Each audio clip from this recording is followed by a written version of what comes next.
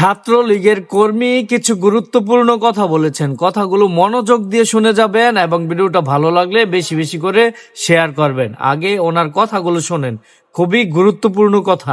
আমি আওয়ামী লীগ করি, আমি ছাত্রলীগের একজন নগণ্য কর্মী হয়ে আমি জেলে গেছি। আমার 3টে মাস ছেলে রাখা হয়েছে, সেলবন্দি।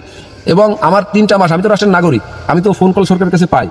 প্রতিটা আসামি এই ফোন কল পেয়ে থাকে, আমি তো সেই ফোন কল পাইনি।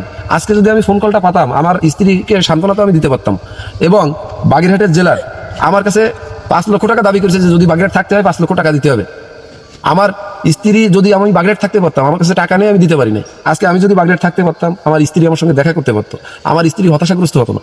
আমাকে যখন বারবার যশোর কারাগারে দিয়ে দিচ্ছে, এটা মামলার সময় আমি দেশের বাইরে, একের পরে এক মামলা। আসলে আমি দেশের বাইরে ভিসায় গেছি ট্রিটমেন্টে, আমি দেশে আবার ব্যাক আসছি। আমি যদি কোনো অন্যায় কাজ করতাম তাহলে তো আমি দেশে ব্যাক আসতাম না।